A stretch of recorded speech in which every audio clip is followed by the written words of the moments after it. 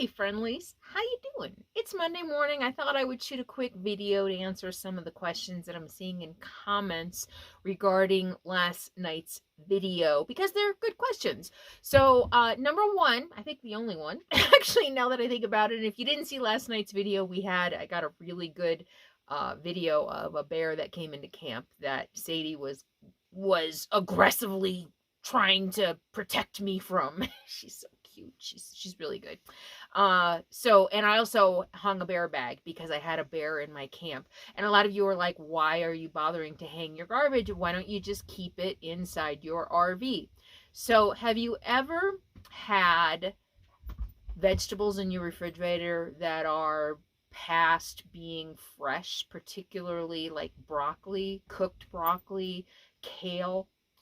You know what I'm talking about. They've been in the refrigerator a little too long, and you open the refrigerator and you're like, I swear there's nothing worse than the smell of rotting vegetables.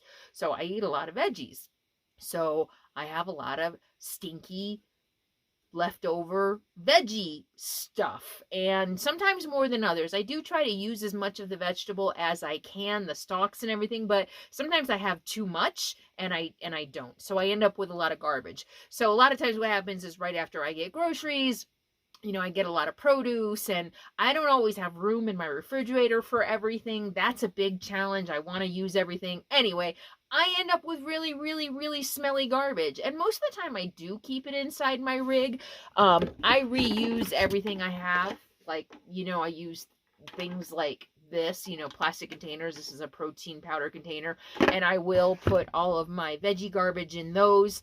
But sometimes I don't have containers that are smell proof, and I do sometimes leave my garbage in my RV, and then I'll be laying here at night watching TV, and I'm like, oh my God. So here's another thing. Y'all live in a house. I live in 190 square feet. I can't just close a door unless I keep it in my bathroom, I guess, but I don't want to do that. So I don't have any way to section myself off from smelly garbage. 190 square feet here. I don't have a lot to work with. That's another thing. What was it? Maybe, I don't know what video it was. A lot of people are like, you shouldn't cook inside. You should just get a grill. I live in 190 square feet, and my storage is shrinking by the second, and that'll come up in another video.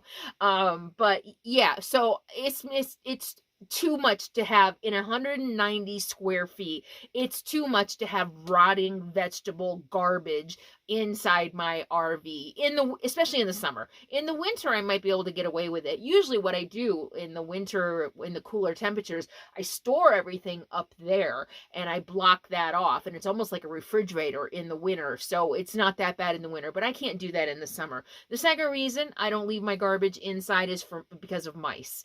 A couple years ago, you might remember, I had a horrible mouse problem. Mice get in here. I've recently had two. I trapped them and they were gone. So I don't want to attract mice inside my RV. I'd rather go out there and hang a bear bag than have mice inside my RV. In fact, last night I was laying in bed and I was hearing noises, but it might have been the ice falling from my freezer.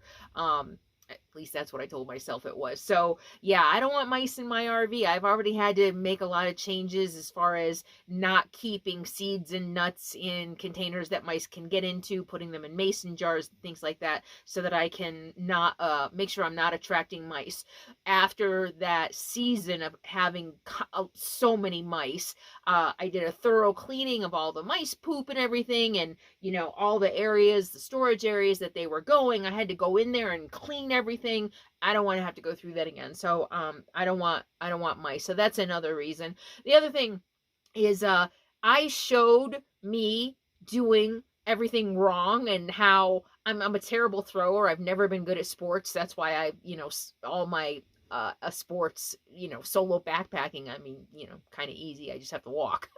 So I showed that because I did everything wrong, you know, at first. I didn't have enough weight and whatever, you know, and I did look for other trees. A couple of you were like, I would have went and looked for another tree. I did go look for other trees. I didn't show that because the video was long enough and I didn't want to bore you to death with an hour of trying to hang a bear bag.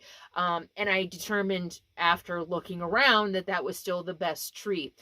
So the good news is I've gotten better. That was my first real effort in years, you know, since the last time I tried, gosh, years ago on a backpacking trip. And I learned from my mistakes, and I hope you did too. And that's why I showed the whole ugly business of it. And me, you know, and I'm so glad a lot of you thought it was funny and hilarious and you got a good laugh out of it. You know, I put the fun music to it, you know, to entertain you. So I don't mind making a fool of myself and being, you know, a lot of people think I'm stupid or ignorant or whatever, and I don't mind doing that if it makes you laugh. I'm okay with that. But I do hope that you learned something from it, because I certainly did. And I did have to hang a bear bag again in another camp, and I did it very, very, very easily. It was like 2 or 3 throws and I had it. Of course, it depends on the tree too, but I know now to have more weight and things like that. So if you want to learn some more about how to hang a bear bag, maybe more efficiently than I did, there were a lot of people in comments who had ideas throwing hatchets. I couldn't, for one thing, I couldn't throw a hatchet. That was high. That was really, really high. I think it was more than 15 feet high. There's no way I could have thrown a hammer that high. And I can't throw overhand. For one thing, I've got a shoulder injury, backpacking shoulder injury. I don't have a lot of range of motion in this shoulder, and there's no way. And yes, of course, I tried throwing overhand, and underhand worked best for me. So I hope that answered your questions and also gave you just a little bit more information about RV living for your RV life, whether you were already out or in the planning stages. Thank you again so much for being here. I appreciate you. Be sure to subscribe to my channel. It just really helps a lot. Make sure you check your notifications. You want to make sure you're still getting notified every time I put a video up. And also check on the community tab. My friend Caren Glasser, who I met her when I first started my business. We were both business owners. I was networking, you know, just left my husband. I was just starting my business, and I met her at a networking group that I was attending, and we did an event together. So I've known her for a long time. She reached out to me after the video about being alone on the road and said, hey, I'd love to have you on my show. She's on Roku. She's got a TV channel. She's on every social media. So I'll put the information in the description of this video. It airs Wednesday night on Roku, YouTube, Instagram. So I'll put all the information below. So be sure to check that out. It was a lot of fun chatting with her and catching up with her. So check that out. And thank you all so much for being here. You all make this channel possible, and I appreciate all of you. So I'll see you next time. In the meantime, be happy, be free, and be kind. See you soon.